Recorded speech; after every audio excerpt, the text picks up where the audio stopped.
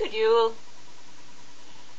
In Scandinavia in modern times, the gifts are not brought by the Yule bug. They are brought by the Tomter or the Nisser in most places.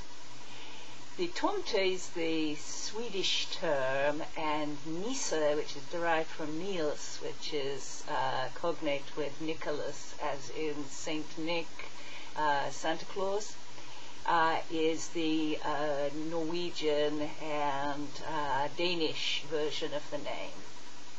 The Tomter or the Nisser is a house spirit, most comparable to the brownie in England, but associated particularly with farms.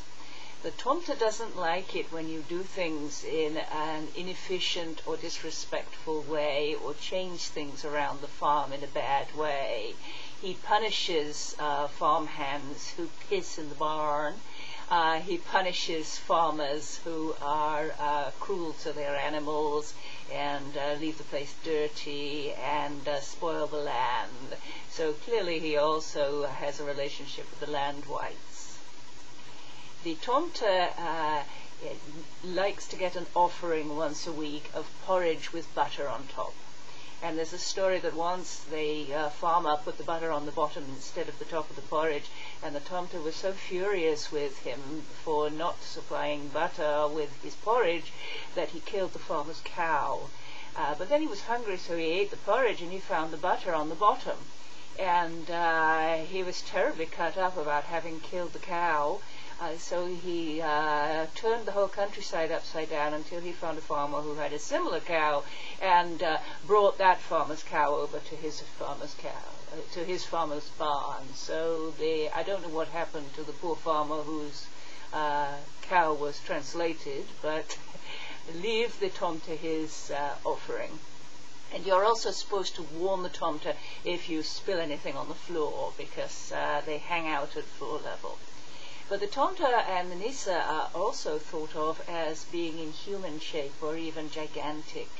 And around the same time as the Santa Claus legend was becoming widespread as a romanticization of Christmas gifts, the Tomter acquired the task of delivering the gifts from the more obviously heathen Yule book.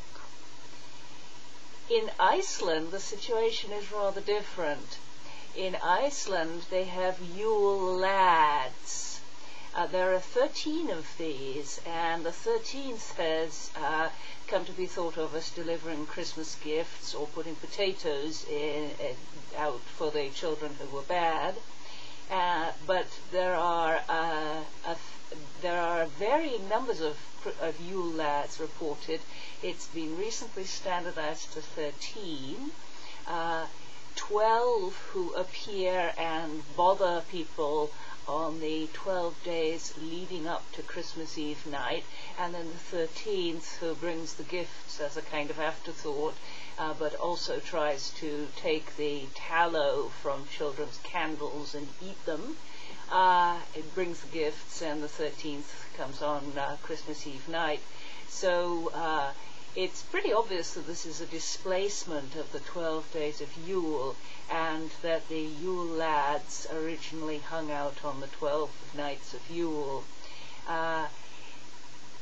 The Icelandic name for them is Jólasveinar, which is translated into English as Yule lad, and they are largely tormentors.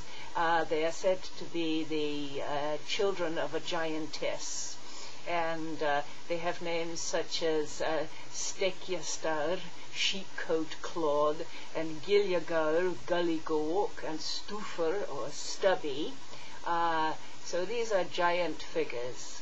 And both with them and the Tomter and the Nisser, we can see that Yule is a special time when the spooks come out and play, and when one can see the guardian spirits who are normally invisible in the countryside and on the farm, and connected also with ancestral spirits, because the Swedish name Tomter comes from the name for one's ancestral land, one's Tomter or Odel farm.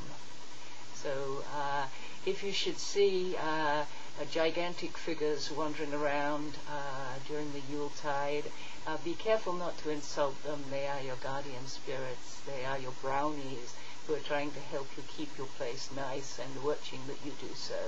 And consider putting out porridge for them with butter on top.